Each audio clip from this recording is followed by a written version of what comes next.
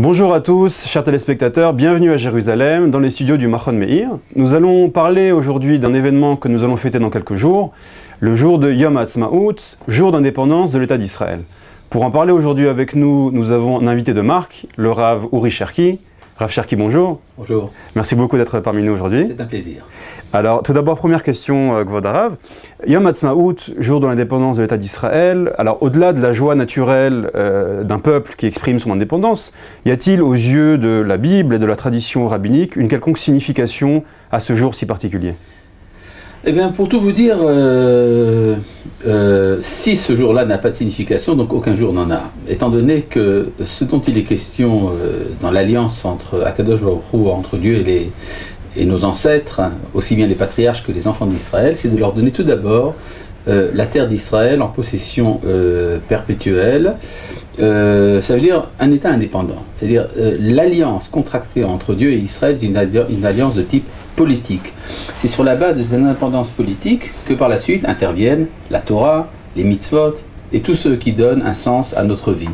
On peut dire que le fait d'être revenu en Eretz Israël, d'avoir retrouvé cette indépendance, c'est ce qui nous permet finalement, après une longue interruption, trop longue interruption, de retrouver les conditions naturelles de l'action du peuple d'Israël. Donc si ce jour-là n'a pas de signification, alors ça voudrait dire que rien n'aurait de signification. Alors chez nos sages, c'est appelé, je ne sais pas, la période messianique, la Géoula? Tout simplement, le jour de Yom Ha'atzmaut est mentionné dans Rashi, dans le traité de Pesachim 95b, Tzadikei Amud Bet, quand Rashi nous dit, Ashir Yeh Lachem, Rashi nous dit, Bayom shetetzu mina galut, le jour où vous sortirez de l'exil. Or, il y a un jour, nous sommes sortis effectivement de l'exil, c'était le 5 du mois de Iyar 5708, lorsqu'il y a eu la déclaration de l'indépendance d'Israël. C'est ce moment-là où nous sommes passés de ce qu'on appelle Me'avdut Lecherut, ou bien où a cessé le moment qu'on appelle Shi'abud Malchuyot, l'asservissement aux empires.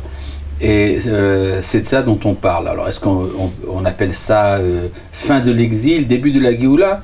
Pour être plus précis, le terme de Géoula, délivrance, dans la tradition juive, désigne le passage à l'indépendance politique.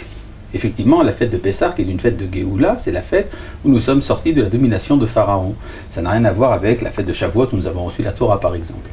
De même, la fête de Hanouka est une fête où nous sommes sortis de la domination des Séleucides, des Grecs. Et donc, c'est la raison pour laquelle, d'ailleurs, nous disons le Hallel. C'est une fête de Géoula. De même, lorsque nous avons brisé le joug du mandat britannique qui était à l'époque sur Eretz Israël et que nous sommes revenus à notre indépendance politique, c'est également un événement de Géoula. De surcroît, de dernière Géoula, parce que selon nos sources, c'est effectivement le dernier événement de sortie d'exil. Nous avons la promesse qu'il n'y aura plus d'exil. Très bien, alors j'ai juste un problème avec ce que vous dites, c'est que vous savez que dans l'inconscient populaire, quand on parle de Géoula, délivrance, on pense tout de suite à Messie, Temple de Jérusalem, paix dans le monde, etc., etc. Alors comment toutes ces notions sont incluses dans le processus que vous venez de décrire? Tout à fait inclus dans le processus, c'est-à-dire que quand vous regardez un point de très loin sur l'horizon, alors vous vous dites, bon voilà, dans quelques heures nous arriverons à l'arbre qui se trouve au sommet de la colline. Quand vous arrivez au sommet de la colline, vous découvrez qu'il y a encore beaucoup d'autres choses que la colline, il y a beaucoup d'autres choses aussi que l'arbre, et le paysage s'étend. De même, lorsque nous étions très loin du temps du retour dans le temps de l'exil, alors tous ces événements nous apparaissaient télescopés en un seul point. Donc il était difficile de faire la différence entre indépendance politique, Beth Amikdash, retour de la prophétie, la paix universelle et tout le reste.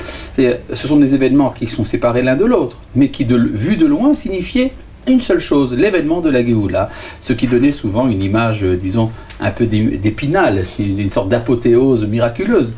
Mais nos maîtres, en particulier le Rambam, Maïmonide dans le Mishneh Torah, sont très clairs, il s'agit effectivement d'un événement de type politique exclusivement. Très bien. Alors, autre question, si je comprends ce que vous dites, c'est que le jour de Yom Ha'atzmaut, c'est le jour de la Géoula, le début en tout cas du processus messianique. Alors, comme donc c'est au même titre que Pessah, Shavuot, une fête à part entière des Rabbanan, de nos sages, mais on sait que chaque fête a ses propres mitzvot. Pessah, on mange la matzah, à Sukkot, on crée les cabanes, à Hanouka, on allume les bougies.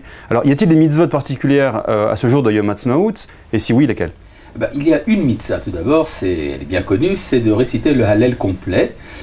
Certains le font aussi bien le soir que le matin, comme par exemple dans la fête, grand rassemblement que nous faisons tous les soirs de Yom Ha'atzmaut au Kotel, où plusieurs milliers de personnes, en particulier des francophones, viennent pour réciter le Hallel ensemble. La récitation du Hallel est une mitzvah qui a été instituée déjà par les prophètes, selon la Gemara dans le traité de Pesachim Kuf Yud Zayin Aleph, 117a, comme quoi les prophètes, en particulier les prophètes de la sortie d'Égypte, donc Moshe Rabbeinu lui-même, ont institué de réciter le Hallel à chaque fois qu'il y aurait une délivrance. Et donc, c'est cette mitzvah que nous accomplissons. Alors, autour de cela, se sont accomplis beaucoup d'usages supplémentaires qui ne sont pas consignés dans la halakha, mais que nous voyons de fait. C'est-à-dire, tous les Israéliens, de toutes les tendances, font des grillades le jour de Yom Ha'atzmaut. C'est un grand jour de fête. Et je pense que nous avons un grand principe qui est que le peuple juif a un Ruach HaKodesh collectif, une intuition divine collective, qui lui permet de comprendre ce qu'il faut faire ce jour-là. Très bien. Alors, autre chose, les sources que vous avez citées de nos sages, ça concerne l'indépendance de l'État d'Israël. Alors, certains se posent la question, est-ce qu'on est vraiment indépendant? J'entends par là, on sait que certains disent qu'il y a une dépendance économique, politique de l'État d'Israël. Souvent, on parle des États-Unis, mais ça peut être stratégique, effectivement. On dit souvent qu'on a gagné la guerre de Kippour grâce aux armes américaines. Donc, est-ce que nous sommes réellement l'État souverain qui est cité par les prophéties ou par nos sages? Pourquoi ne pas rajouter dans votre question également la dépendance culturelle? Nous sommes asservis à la culture occidentale, également. Nous pensons comme les goyim, et tout un tas d'autres arguments de ce genre. Pour définir si un événement rentre dans une catégorie ou dans une autre, il faut se fier à la halakha. Or, la halakha, disons consignée par la plupart des rabbinim de nos jours, je pense en particulier à un psak très important du Rav Ovadia Yosef, est que l'État d'Israël possède le statut de malchut, c'est-à-dire du point de vue par exemple des impôts. Vous devez payer vos impôts à l'État d'Israël en vertu du principe dina de malchut adina, que la loi de l'État, c'est la loi. Ce qui fait qu'on est indépendant ou pas indépendant n'est pas la dépendance ou l'indépendance politique, économique ou culturelle par rapport à d'autres États. Parce que dans ce cas-là, ça voudrait dire que même du temps du roi Salomon, il n'y avait pas d'indépendance. Parce que du temps du roi Salomon, pour se procurer des chevaux, il fallait aller en Égypte, de l'or, il fallait aller à Ophir. Il tenait certainement compte de la stratégie de son temps. Mais ce qui compte, c'est effectivement, est-ce qu'il y a un transfert du statut d'absence de Malchut au statut de Malchut. Malchut, non pas la royauté, pas la monarchie, mais l'indépendance politique. L'indépendance, c'est pas une autarcie, ça vous voulez dire? Exactement, l'indépendance n'est pas une autarcie. L'indépendance ne signifie pas que nous sommes coupés du reste du monde. L'indépendance est un état de fait. Or, d'après Maïmonide, il y a deux caractéristiques particulières d'un État indépendant, qui a le statut de Malchut. C'est s'il y a le monopole de la force armée et le monopole de la monnaie. Or, c'est effectivement ces deux conditions qui sont remplies par l'État d'Israël. Très bien. Autre question que beaucoup se posent, c'est qu'on cite souvent, quand on parle de Yom Ha'atzmaut, des prophéties, des paroles de Chazal, de nos sages, etc. Et ça semble assez étrange que toutes ces prophéties, ces paroles de nos sages soient exprimées dans l'histoire par des gens qui avaient une grande culture biblique, mais qui ne portaient pas forcément les rabbins dans leur cœur. Des chilonim. Des chilonim, comme on dit, des non-religieux, oui. Herzl, Ben Gurion, et de façon générale, tous les acteurs du sionisme laïque. Oui. Je tiens à me référer ici à un enseignement du natif de Vologine, le grand maître de la yeshiva de Vologine, qui disait, qui avait connu les premiers balbutiements du sionisme, ce qu'on appelait Chovevet Zion. Et dans le comité central des Chovevet Zion, il y avait une majorité de chilonim. Et le natif de Vologine dit, il ne faut pas s'imaginer que ça aurait pu être autrement. Et penser que ça devrait être autrement est un péché, dit-il, parce qu'effectivement, Moshe a été puni lorsqu'il a dit que les enfants d'Israël ne le croiraient pas parce qu'il le pensait étranger à la culture d'Israël, puisqu'il avait grandi chez le pharaon et qu'il avait grandi à Midian. Donc de leur point de vue, il apparaissait comme un chiloni. Et donc Moshe disait, ils ne me croiront pas. Et Dieu lui a dit, mais non, ils sont ma'aminim bene ma'aminim. Les enfants d'Israël savent que la Géoula vienne par quelque moyen que ce soit. Ce n'est pas à nous de définir pour Akadosh Baruch Hu la manière dont il amène sa délivrance. Et pourquoi alors? Pourquoi Dieu amène la délivrance par justement des chilonim? Alors là, ça demande effectivement des considérations très profondes, probablement d'ordre mystique même, qui sont d'ailleurs élucidées de manière très profonde par le Rav Kook. Mais disons, sans rentrer si vous voulez, dans des grands secrets de la Kabbalah, faisons simplement remarquer une chose, c'est que la capacité de prendre en main l'action politique s'est révélée être le fief, si vous voulez, des Chilonim plus que des Datiim. Il y a eu des tentatives d'implantation en Eretz Israël par les élèves du Gaon de Vilna, entre autres au 19e siècle. Finalement, ça n'a pas mené très loin. L'esprit politique, ce qu'on appelle la culture politique, ne pouvait venir que de ceux qui étaient en contact avec cette culture chez les nations. Très bien. Mais ce que vous dites, c'était une sorte de Bediavad, comme on dit, a posteriori, où il y avait une cavane. Pour ne pas rentrer dans les trop profondes considérations, mais en fait, on pourrait dire, si on va beaucoup plus loin, c'est que l'intention de la Géoula est entre autres de révéler l'unité du Créateur. Or, l'unité du Créateur se manifeste dans toutes les dimensions. C'est pour cela que les kabbalistes nous ont enseigné que la Géoula commence justement par les extrémités. D'ailleurs, ça commence par les goïms, c'est ce que dit d'ailleurs le roi David, Az yomru bagoïm, c'est que lorsqu'on dira parmi les nations, que finalement nous dirons aussi que Dieu a fait de grandes choses avec nous. C'est-à-dire que les processus de la Géoula ne commencent pas par une action de l'intérieur, mais au contraire, ça commence par les extrémités de la réalité, pour justement manifester en cela la grandeur de Dieu qui se manifeste dans toutes les dimensions. Très bien. J'avais une question plus dans le domaine de la halacha. Oui. Alors on sait que la période de Yom Ha'atzmaut tombe pendant la période du Homer, ce qu'on appelle, et on sait que le peuple d'Israël a pris sur lui des mesures de deuil, en souvenir des 24 000 élèves de Rabbi Akiva qui sont morts. Alors comment, en cette période de deuil, on peut exprimer une joie Yom Ha'atzmaut, ensuite il y aura Yom Yerushalayim? C'est très bien. C'est-à-dire que nous ne pouvons pas dire à Kadosh Baruch Hu, mais ce n'est pas bien que tu nous aies délivrés pendant une période de deuil. J'ai entendu une fois un discours absolument incroyable, qu'on ne peut pas se réjouir à Yom Ha'atzmaut parce que c'est une période de deuil. Comme si Kadosh Baruch Hu dépendait de nous. Mais enfin, disons, rentrons plus dans la profondeur des choses. La période de l'Homer est une période de joie, dit le Ramban dans son commentaire sur la Torah, dans la paracha de Hémor, quand il dit que c'était un long Chol HaMoed. Effectivement, mais on peut dire que ça ressemble à une période de convalescence. Une période de convalescence est à la fois une période de joie et une période de danger. Et dans l'histoire, il y a eu des tentatives de délivrance à cette époque-là. Je pense entre autres aux 24 000 élèves de Rabbi Akiva qui ont participé à la révolte de Bar Kokhba, justement. Alors, on dit souvent qu'ils sont morts d'une maladie. Oui, qu'ils sont morts d'une épidémie. Mais enfin, si on consulte les sources des Géonim, que ce que la Guémara appelle une épidémie, en fait, c'était le combat. Simplement, il faut être un peu plus versé dans les sources, ce qui n'est pas toujours le cas de tous ceux qui ont étudié dans une yeshiva.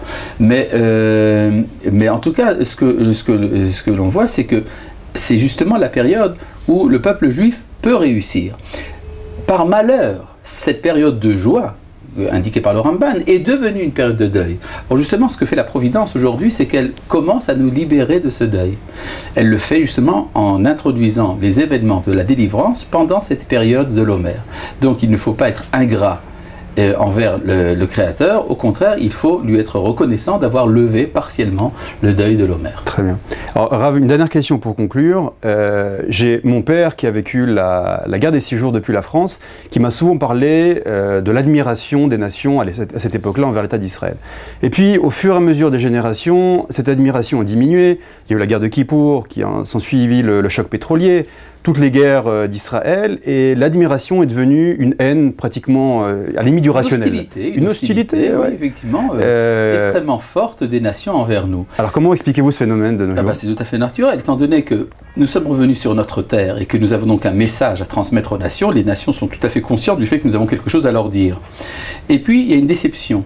Déception parce que le peuple juif, dans sa grande majorité, préfère ne rien dire. Peut-être par timidité, peut-être par peur, mais en tout cas, nous avons quelque chose à transmettre aux nations. Et quand nous ne le faisons pas, ça introduit un phénomène de frustration amoureuse, pourrait-on dire, de la part des nations qui se transforme en haine.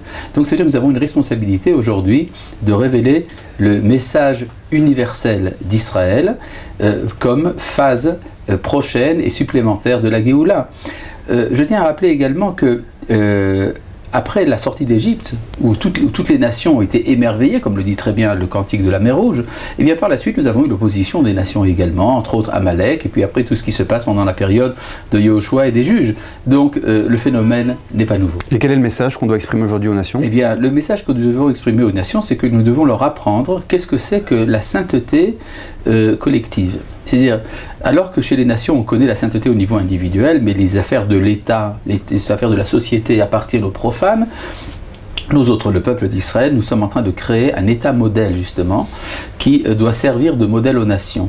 C'est pour cela que j'ai entrepris entre autres mon action au niveau des Béné Noirs, les Noachides, l'enseignement des 7 commandements, des 7 lois de Noé aux nations, qui ne se cantonne pas seulement dans la pratique religieuse. En fait, c'est tout un monde spirituel extrêmement large de sanctification de la vie qui doit être enseigné à partir de Jérusalem, comme dit le prophète, qui mit Tzion, etc. C'est de Tzion que sort la Torah. Elle sort vers où? Elle sort vers les nations où Dvar Hashem, la parole de Dieu, se fait entendre à partir de Jérusalem. Ce sera le mot de la fin. Rav Cherki, merci beaucoup. Et bonne fête de Yom Ha'atzmaut pour tout Israël et pour le monde entier. Bonne fête à vous aussi. On se revoit très prochainement pour une nouvelle émission. Shalom.